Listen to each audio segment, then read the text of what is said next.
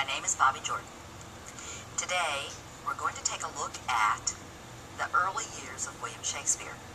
Now, the information that I'm going to give you is in your textbook. You have two textbooks for this course, and the first one is Shakespeare of London by Marchette Chute. That's spelled C-H-U-T-E.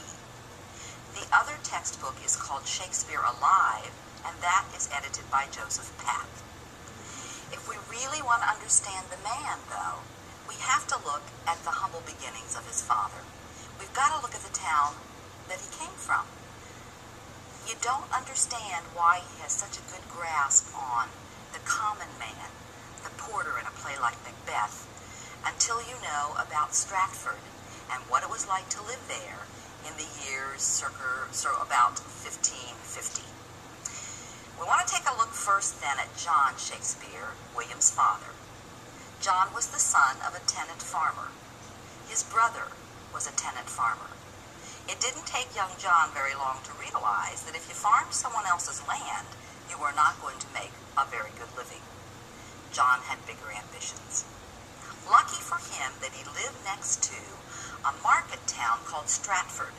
Now, I know we're talking about 1550, but the important thing is, in terms of rural England, these were still medieval towns. They hadn't moved into, quote, the Elizabethan era. So, when we think about Stratford, it's a very small town, and yet it had something really important for a man like John Shakespeare. It had a middle class. Generally, throughout England, you were either very poor or very rich. But if you could sell goods and make money at it, then you were not poor. Then you had a good living. Then you belonged to a union. Then you could get married and raise a good family. And that's what John Shakespeare was after. So he moved into Stratford, took a look around, and he said, what do people need that I can supply?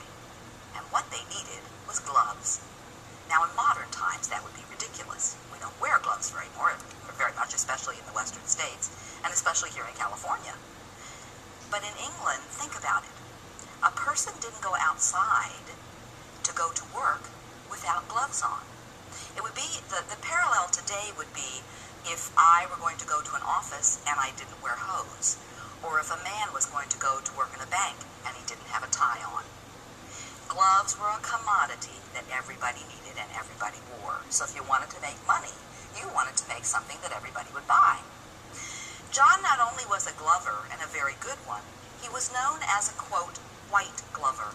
That means he made gloves out of the finest lamb skin, and they were white as snow. So very rich people began to buy John Shakespeare's gloves. You would think that'd be enough for him, but it wasn't. Because he knew he could make a good business, and he did, and he bought two houses in the middle of Stratford, and then he decided he'd better go into politics. Because he was a common man, there was no way he was going to gain glory unless he went into politics. He first became an ale taster. Now, we think that's kind of strange that somebody go around drinking beer and get paid for it, but he did. This was a time when people loved rules. You got to understand that. There were rules for everything, and if you broke them, you got fined. Let me give you some examples. If your dog was outside of your property without a muzzle, you paid a fine. If your duck was caught wandering in the road, you paid a fine. If you were caught playing cards, you paid a fine. And suppose your children were not home by 8 o'clock at night, which was the curfew in Stratford. You paid a fine. You were even fined for not being in church on Sunday. And should you want to dump something on your own property? Everybody had to dump what they wanted to dump at the common dump at the end of the street.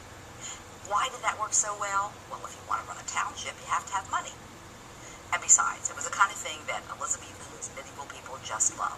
So when John became the ale taster, what he did was he went around town and checked everybody's business. It was called ale taster, but he also checked the butchers and the bakers.